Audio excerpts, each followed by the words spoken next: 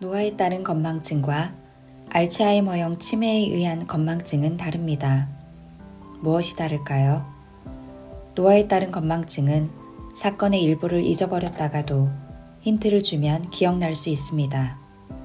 또한 시간이나 장소 등을 올바르게 이해하고 일상생활에도 지장이 없는 것이 특징입니다. 반면 알츠하이머형 치매는 사건 자체가 기억에서 사라지기 때문에 힌트를 줘도 기억이 나지 않습니다.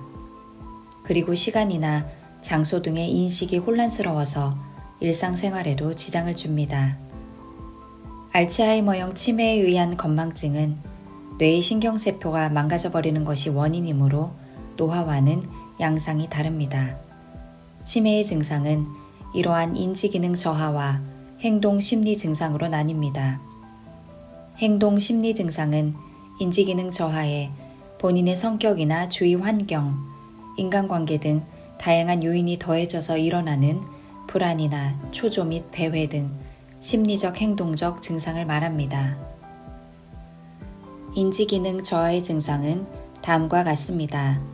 기억장애, 방금 이야기한 것을 잊어버리고 몇 번이나 같은 이야기를 반복하거나 물건을 놓아둔 장소나 약속을 잊어버리기도 합니다.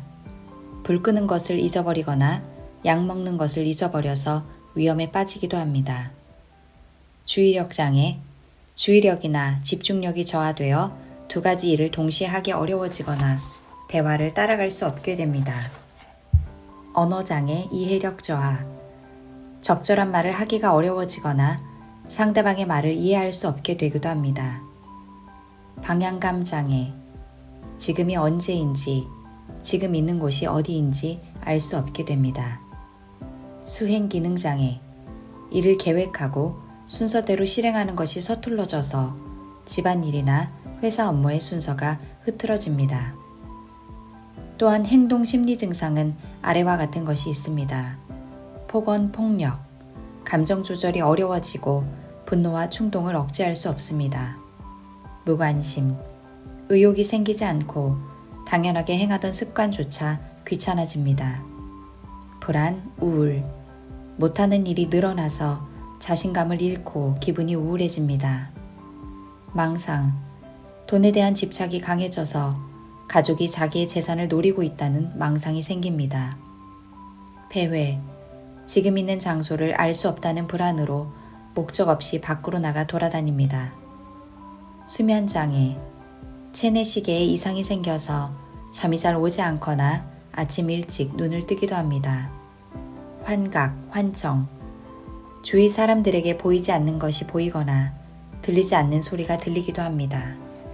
이러한 행동 심리 증상 이외에 선망 등의 의식장애가 일어나서 인지 기능의 변동이나 환각이 생길 수도 있습니다. 치매 위험군이 되지 않으려면 이것만큼은 실천해야 한다. 단순함의 효과를 무시해서는 안 된다. 뇌 기능 영상이라는 게 있습니다. 예를 들어 오른쪽 엄지손가락과 집게손가락을 맞추는 동작을 했다고 합시다. 그러면 오른쪽 손가락의 운동을 담당하는 좌뇌의 운동야가 활성화됩니다. 뇌 기능 영상으로 뇌의 어느 부위가 특정 기능을 담당하는지 알 수 있는 것입니다. 그 동작을 집게손가락뿐 아니라 가운데 손가락, 약손가락, 새끼손가락으로도 실시합니다. 조금 어려운 동작이므로 좌뇌의 운동야뿐 아니라 운동야 앞쪽에 있는 보충 운동야도 활성화됩니다. 더 어려운 동작을 해보겠습니다. 예를 들어 엄지손가락을 새끼손가락, 가운데 손가락, 새끼손가락, 집게손가락 순으로 맞추면 운동야, 보충 운동야, 전두전야가 활성화됩니다. 그 외에 계산하기, 도형 그리기, 말로 지시하기, 시간이나 장소를 파악하기, 회상하기 등도 전두전야를 매우 잘 활성화시킵니다. 시간을 촉박하게 해서 계산 문제를 풀면 전두전야가 더욱 활성화됩니다. 요컨대 머릿속으로 생각하고 계획을 세우고 고민하고 확인하면서 행동하면 전두전야가 활성화되는 것입니다. 치매가 시작된 사람은 전두전야의 반응이 둔해진다는 보고가 다수 있습니다. 그러므로 이런 사람은 상황에 맞게 사물을 생각하고 판단하고 행동하면 뇌 자극으로 매우 좋습니다. 그러나 뇌 활성화의 방식은 사람마다 다릅니다. 간단한 동작이나 사고로는 뇌 기능 영상으로 활성화를 확인할 수 없는 경우가 많습니다. 그러므로 멍하니 타성적으로 행동하지 말고 생각을 조금 비틀어서 더 고민해보고 행동하는 습관을 들이는 것이 좋습니다. 햇빛 쐬기를 일상적인 습관으로. 여러분은 체내시계라는 것을 아십니까? 아침이 되면 눈을 뜨고 밤이 되면 졸리는 것은 체내시계의 작용에 의한 것입니다. 체내시계는 지구상의 생물이라면 선천적으로 갖추어져 있다고 여겨집니다. 그런데 인간의 체내시계 주기는 24시간보다 조금 더 긴 것으로 알려져 있습니다. 그냥 내버려 두면 실제 시간과 어긋나기 때문에 가끔 리셋할 필요가 있습니다. 그러기 위해서는 아침에 일어나면 커튼을 열고 자연의 빛을 쐬는 것이 중요합니다. 아침의 빛을 쐰으로써 체내시계를 리셋하는 것입니다. 저는 병원까지 전철로 출퇴근하는데 매일 왕복으로 약 5,000걸음 걷습니다. 맑은 날이라면 20분 정도 햇빛을 쐬게 됩니다. 점심시간에도 햇빛을 쐴 수 있도록 가급적 밖으로 나갑니다. 햇빛을 쐬는 것은 체내시계를 리셋하는 것 외에도 다양한 장점이 있습니다. 앞에서 설명한 바와 같이 비타민 D를 섭취할 수 있다는 것도 그중 하나입니다. 비타민 D에는 근육 수축을 도와주는 기능이 있습니다. 운동이 부족하면 만성적으로 비타민 D도 부족해지기 때문에 항상 주의를 기울여야 합니다. 비타민 D는 식사로 섭취하는 것 외에 필요량의 약 80%가 햇빛에 포함된 자외선을 쐬어 체내에서 생성됩니다. 최근에는 자외선을 피하는 생활 습관이 필요 이상으로 강조되는 경향이 있는데 비타민 D를 생성한다는 관점에서는 바람직하지 않습니다. 또한 낮에 햇빛을 쐬면 세로토닌이 분비됩니다. 세로토닌은 뇌의 내 신경 전달 물질 중 하나인데 그 주요 작용은 기쁨이나 쾌락을 느끼게 하는 도파민이나 공포나 놀라움 등을 느끼게 하는 노르아드레날린 등의 분비를 조절하는 것입니다. 세로토닌이 분비되면 정신은 안정되고 행복을 잘 느끼게 됩니다. 반대로 세로토닌 분비가 적어지면 도파민과 노르아드레날린을 제어하지 못해 기쁨이나 공포를 통제할 수 없게 됩니다. 그래서 공황장애나 우울증이 발병하기도 하고 공격적인 성향이 나타나기도 합니다. 치매 환자는 뇌 내 세로토닌 분비가 적은 것으로 알려져 있습니다. 달리 말하면 공황장애에 걸리거나 공격적으로 되는 등 치매의 정신 증상에는 세로토닌이 효과적일 수 있다는 뜻입니다. 또한 햇빛을 받으면 멜라토닌이라는 호르몬도 증가하게 됩니다. 멜라토닌은 수면 호르몬이라고도 불리는데 밤에 수면을 촉진하는 호르몬입니다. 멜라토닌의 원재료가 세로토닌이기 때문에 멜라토닌이 햇빛과 관련이 있는 것입니다. 멜라토닌은 밤의 수면을 원활하게 만들어주고 수면 리듬을 개선하는 작용이 있습니다. 햇빛을 쐬는 양이 적으면 수면 균형이 크게 흔들리게 됩니다. 양질의 수면을 취하지 못한다면 치매에 걸리기 쉬운 것으로 알려져 있습니다. 이처럼 햇빛은 치매와 여러 요인으로 얽혀 있습니다. 구강 관리를 게을리하는 사람은 치매에 대한 의식이 낮다. 잇몸 질환이 있는 사람은 오연성 폐렴을 일으킬 위험이 있기 때문에 올바로 양치질해서 청결한 구강 상태를 유지하는 것이 중요합니다.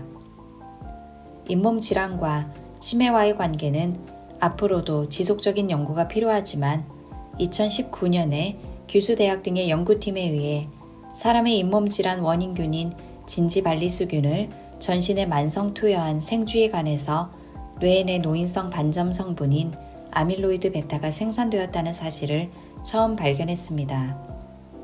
이전까지는 베타노인성 반점이 뇌 안에서만 생산되고 축적되는 것으로 생각했습니다. 이런 연구를 통해 치매 치료법이 확립되기를 바라지만 일단은 올바른 칫솔질과 치실 사용법을 익혀 잇몸 질환을 예방하는 것이 중요합니다. 잇몸 질환으로 잃어버린 치아의 개수가 많을수록 치매가 발병하기 쉽다는 것도 널리 알려져 있습니다. 혼란스러운 생활 습관이나 비만, 흡연 등이 잇몸 질환의 위험을 높이는 것도 밝혀진 사실입니다. 수면 부족은 치매의 위험성을 높인다는 사실을 알고 있는가? 알츠하이머형 치매가 왜 발병하는지, 그 원인이 무엇인지는 완전히 밝혀지지 않았습니다.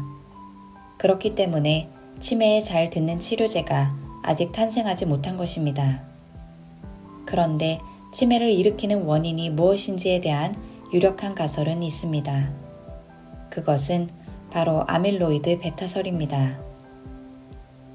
알츠하이머형 치매 환자의 뇌에 아밀로이드 베타라는 단백질이 쌓여 노인성 반점을 형성한다는 사실은 확실히 관찰되고 있습니다.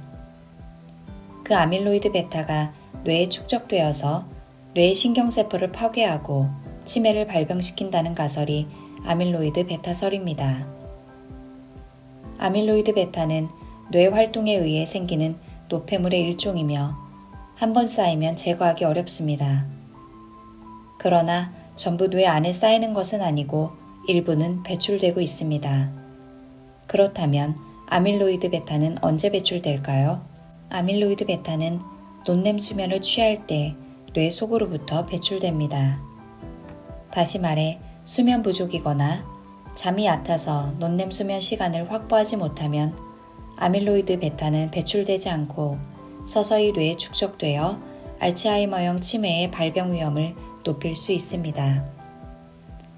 앞서 설명한 것처럼 세로토닌은 햇빛을 받아 만들어지는데 수면이 불규칙해지면 낮에 활동량이 떨어지기 때문에 세로토닌이 감소하게 됩니다. 그러면 세로토닌에서 만들어져서 수면을 촉진하는 멜라토닌이 부족해지고 불면증이 생기는 악순환에 빠지게 됩니다. 조금 다른 관점에서 수면을 생각해 봅시다. 수면은 양과 질이 중요한데 요즘 수면 무호흡증이라는 말을 자주 듣습니다. 수면 무호흡증은 수면 중에 무호흡을 반복함으로써 다양한 합병증을 일으키는 질병입니다. 일본 호흡기 학회에 따르면 성인 남성의 약 3에서 7%, 성인 여성의 약 2에서 5%가 수면 무호흡증을 관찰할 수 있다고 합니다. 남성은 40에서 50대가 절반 이상을 차지하고 여성은 폐경 후 증가하는 것으로 알려져 있습니다. 수면 무호흡증의 원인은 공기가 통하는 길인 상기도가 좁아지는 것입니다. 상기도가 좁아지는 것은 비만으로 인해 목이나 목 주위에 지방이 붙으면서 발생합니다.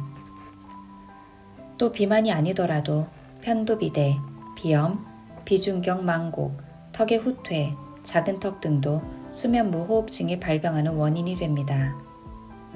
코골이, 야간 빈뇨, 주간 졸음, 기상시 두통 등이 있는 경우에는 일단 전문의와 상담하는 것이 좋습니다. 나이가 들수록 여러 가지 스트레스가 쌓이고 신경 쓰이는 것이 많아져서 불면증이 생기는 경우도 있습니다. 술을 마시면 잠이 잘 온다는 사람도 있지만 알코올은 수면의 질을 나쁘게 만들 뿐입니다. 게다가 나이가 들면 운동 부족, 근무 체계의 변화, 카페인이 들어간 음료 등 젊었을 때는 아무런 영향이 없었던 것들이 원인이 되어 수면 장애를 일으킬 수도 있습니다. 살찔 걱정이 들지만 포기할 수 없는 지방. 식사를 통한 치매 예방 효과에 대해서는 특히 생선 섭취에 관한 논문이 많습니다. 오래전 논문이지만 약 100년 전에 오키나와에서 브라질로 이주한 사람들의 치매 발생률 보고도 있습니다. 프랑스 연구에서는 적어도 일주일에 한 번 이상 생선을 섭취하는 사람은 치매 발병률이 약 40% 경감된다고 합니다. 생선 섭취는 치매뿐 아니라 심장질환도 줄여준다는 보고도 있습니다.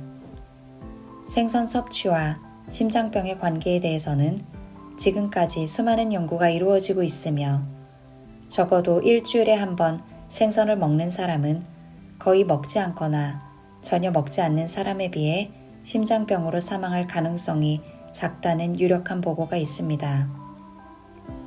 그 중에서도 오메가3 지방산이 풍부하게 들어있는 생선은 심장이 좋다는 전문가들의 의견에 일치하고 있습니다.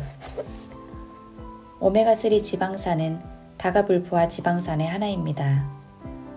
여러분들이 흔히 들어서 익숙한 EPA나 DHA가 오메가3 지방산 계열에 속해 있습니다. EPA나 DHA는 지방이 많은 생선이나 갑각류, 조개류에 많이 포함되어 있습니다. 덧붙여 오메가3 지방산 보충제도 시중에 많이 나와 있습니다. 하지만 후생 노동성은 아직 안타깝게도 오메가3 지방산 보충제가 심장병을 예방하는 것은 증명되지 않았다라고 밝히고 있습니다. 뇌 활성화에 필수적인 항산화 대책. 우리는 호흡을 함으로써 폐로 산소를 들이마시고 혈액으로 영양을 온몸에 퍼뜨립니다. 이 산소의 일부가 비정상적으로 활성화된 상태가 활성산소입니다. 활성산소는 보통 우리 몸의 대사 과정에서 중요한 역할을 하지만 과잉 생산되면 세포장애를 초래하게 됩니다. 활성산소는 암이나 심장질환을 비롯해 생활 습관병 등 다양한 질환의 요인이 되는 것입니다. 우리 몸에는 활성산소의 상해로부터 몸을 보호하는 항산화 방어 시스템이 있는데 활성산소의 생산이 항산화 방어 시스템을 능가하는 상태를 산화 스트레스 상태라고 합니다. 그러므로 산화 스트레스 상태가 되지 않도록 항산화 방어 시스템이 잘 작동하도록 만들어야 합니다. 항산화 방어 시스템에는 내인성 요인과 외인성 요인이 있습니다. 내인성 요인은 슈퍼옥시드 디스무타제, 카탈라아제, 글루타티온 퍼옥시다아제 등의 항산화 효소입니다. 외인성 요인은 항산화 물질이며 비타민 C, 비타민 E, 카로테노이드류, 카테킨류 등이 있습니다. 이 두 가지가 복잡하게 얽혀 항산화 방어 시스템을 조절하고 있는 것입니다. 산화 스트레스는 자외선, 방사선, 대기오염, 흡연, 산화된 물질의 섭취 등으로 인해 발생합니다. 또한 과도한 운동이나 스트레스도 활성산소의 생산을 촉진해 산화 스트레스를 일으키는 요인이 됩니다. 2019년에 스쿠바 대학의 연구에서 항산화 물질인 연어나 새우 등에 많이 포함된 아스타잔틴을 섭취하며 저강도 운동을 실시하면 단기 기억과 관련된 해마의 기능을 높인다고 보고했습니다. 그리고 여기에는 해마 속에 렙틴이 관여한다고 합니다. 앞에서 오메가3 지방산이 많이 들어있는 어패류나 갑각류 등을 섭취하는 것을 권장했는데 항산화 물질인 비타민C를 중장년부터 적극적으로 섭취하는 것은 알츠하이머형 치매 예방에도 유용합니다. 따라서 산화 스트레스 방지를 위해서는 평소에 균형 잡힌 식사, 적당한 운동 습관 및 충분한 수면 등을 통해 항산화 방어 시스템을 좋은 상태로 유지해 두는 것이 중요합니다. 일본의 건강 증진 정책인 건강일본 21에서는 성인의 하루 야채 섭취 목표량을 350g 이상으로 정하고 있습니다. 저도 항산화 방어 시스템을 최대한 활용하기 위해 항산화 물질이 풍부하게 들어있는 채소나 과일을 가급적 많이 매일 섭취하고 있습니다. 가끔 아침에 일어나면 벌레가 되어 있지 않을까 만큼 많이 먹습니다.